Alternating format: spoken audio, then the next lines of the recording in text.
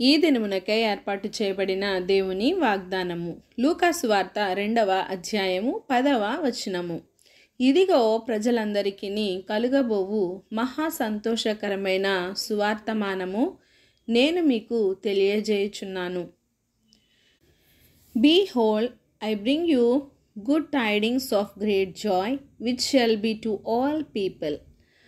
మనందరికీ ఒక మంచి సంతోషకరమైన వార్త ఈ క్రిస్మస్ దినాలలో మరి ఒకసారి దేవుడు మనకు ఇస్తున్నాడు. మన కొరకు రక్షకుడు జన్మించాడు. ఎందుకు ఆయన నవరవతారిగా ఈ లోకంలో జన్మించుటకు కారణము కేవలము మన యొక్క పాపముల నిమిత్తము. మన పాపములను పరిహరించి మనలను పాపం నుండి విముక్తులను చేసి పవిత్రులనుగా, పరిపూర్ణులుగా, పరిశుద్ధులుగా చేసి ఆయన నిత్య రాజ్యమునకు వారసులను చేయుట కొరకు దివి నుండి భువికి ఏతెంచాడు. పాపులమైన మనకు విముక్తి కలగాలి, పాపం నుండి విడుదల పొందాలి అంటే ఒక మంచి సువార్తమానము ఆనాడు గొర్రెల కాపరులతో దూత ఏ విధంగా అయితే పలికిందో ఈనాడు మనకు కూడా ఒక మంచి సువార్తమానముతో దేవుడు మనలను జ్ఞాపకం చేసుకొనుచున్నాడు.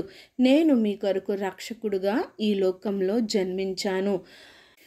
నేనే మార్గమును, నేనే సత్యమును, నేనే జీవమును అని మరొకసారి మనతో మాట్లాడుచున్నాడు. ఈ ఉదయకాల సమయంలో ఈ వాగ్దానం వినుచున్న నీకు ఇది గొప్ప సువార్తమానము. అది నీవు గుర్తెరిగి మనం దేవుని చెంతకు చేరాలి. ఈ లోకంలో పాపాన్ని తొలగించే మార్గం అంటూ ఏమీ లేదు. చాలామంది బలులు, దహన బలులు, అర్పణలు అర్పిస్తే పాప విమోచన జరుగుతుంది అనే భ్రమలో ఇంకా ఉండకపోలేదు. కానీ నిజమైన పాప విమోచన, పాపానికి క్రయధనముగా మన యేసయ్య గారు 2000 సంవత్సరాల క్రితమే ఆయన రక్తాన్ని చిందించి బలిగా మన కొరకు బలియాగమైపోయారు. ఆయన చిందించిన పరిశుద్ధ రక్తంలోనే మనకు పాప విమోచన, పాపానికి విడుదల. కనుక ఈ సంవత్సరం ఆఖరి దినములలో ఉన్నాము. మన జీవితాలకు దేవుడు ఒక అర్థాన్ని, ఒక పరమార్థాన్ని ఉంచాడు. అది నీవు గుర్తెరిగి ఆయన కొరకు జీవించాలి. పాపాన్ని విడిచిపెట్టి దేవుని కొరకై జీవించాలి. ఆయన రాజ్య సువార్తలో, రాజ్య విస్తరణలో పాలి భాగస్థులమై మనందరము ముందుకు సాగిపోదుము గాక. ఆమేన్. చిన్ని ప్రార్థన. మమ్మల్ని అతిమికిలుగా ప్రేమించిన మా ప్రియ పరలోకపు తండ్రి, మీరు ఇచ్చిన వాగ్దానంనకై వందనాలు దేవా.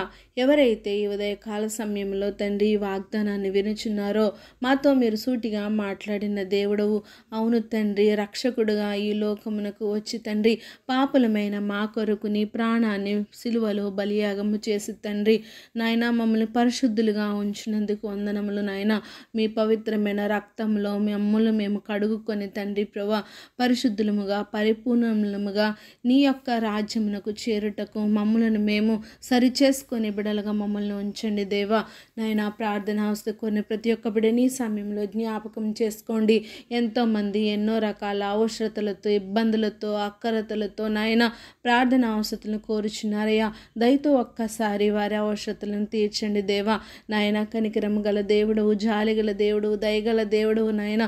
మీరు విడిచిపెట్టేవాడువు కాదు కానీ తండ్రి ప్రభా ఒక్కసారి నీ బిడ్డల్ని కరుణించండి అయ్యా. నీ కృప చూపించండి నాయన. మా అందరిపై నీ దీవెన ఆశీర్వాదాలు మెండుగా కుమ్మరించి సమస్త ఘనత, మహిమ, ప్రభావములు మీరే ఆరోపించుకుంటారని యేసుక్రీస్తు పరిశుద్ధ నామమున ప్రార్థించి అడిగి వేడుకొంచున్నాను మా తండ్రి. ఆమేన్.